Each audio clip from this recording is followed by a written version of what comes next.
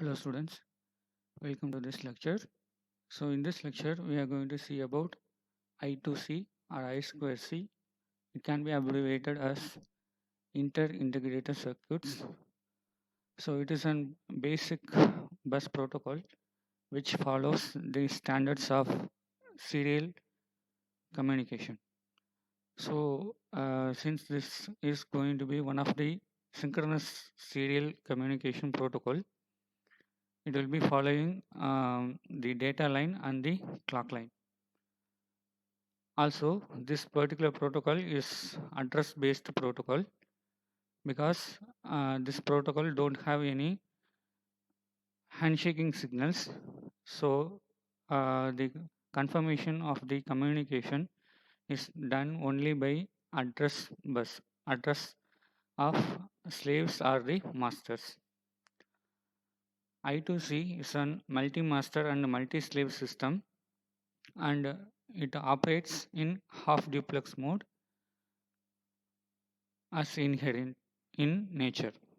But if the master specifies a particular slave to send a data, then it is also possible by the frame of the I2C protocol. The I2C protocol can be segregated into four different types. One is standard I2C, fast I2C, and high speed I2C and ultra speed I2C. Standard I2C having 100 kbps of speed. Fast I2C may have 400 kbps and high speed I2C may have 3.4 Mbps and ultra speed I2C will be having 5 Mbps as their inherent speeds. Since the frame, that is the standard frame that is mentioned over here, having a 7 bit of address, this 7 bit of address can address up to 2 power 7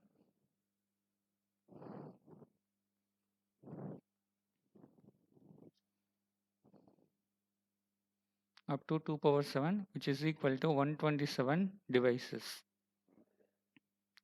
But this particular limitation is only applicable for standard I2Cs because the standard I2C having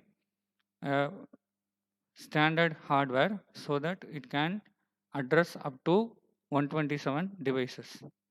But if we are going for high speed and the ultra speed I2Cs, then we can connect up to 1008 devices at a time as slaves. So the standard frame of any I2C protocol is given here. So the standard frame consists of a start bit, which is inherently that SDA will be coming from high to the low, which is mentioned here. So if that particular confirmation is given on the clock on the SDA, then the slaves will come to know that master starts the communication. Then the master have to send the 7-bit address, as we have seen that 2 power 7, the 127 devices can access that particular address. So the slaves will be checking their own hardware addresses. Then they will know that the particular message is sent to them or not. After master sends the 7-bit address, the next bit will be read or write bit. Since it is going to be a multi-master and multi-slave system, it may have the master to write into the slaves, or a master can request a slave to respond to its query. So, by the way, the read or the write signals may be given.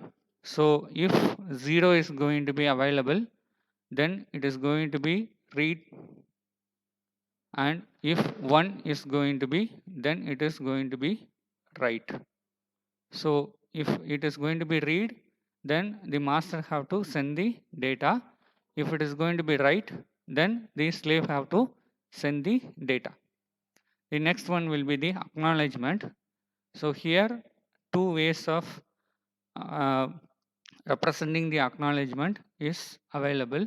So if the acknowledgement bit, if it is going to be acknowledgement bit, then this particular bit have to be sent back by the slave when the data is being transmitted over the line. So if the data is being transmitted over the line, the slave receives that particular data, then the acknowledgement bit have to be given as 1. So if the particular data is received correctly, then acknowledgement will be 1. If the particular data which is sent is not correct, that is being checked by the slave, then the acknowledgement bit will be 0, so that the master can come to know that the sent data is going to be in error. So after the acknowledgement, the data will be sent. After getting the data, the acknowledgement may be sent. If the particular in communication, in particular case, if the slave have to send the data, then the slave may request the master to not to send any acknowledgement.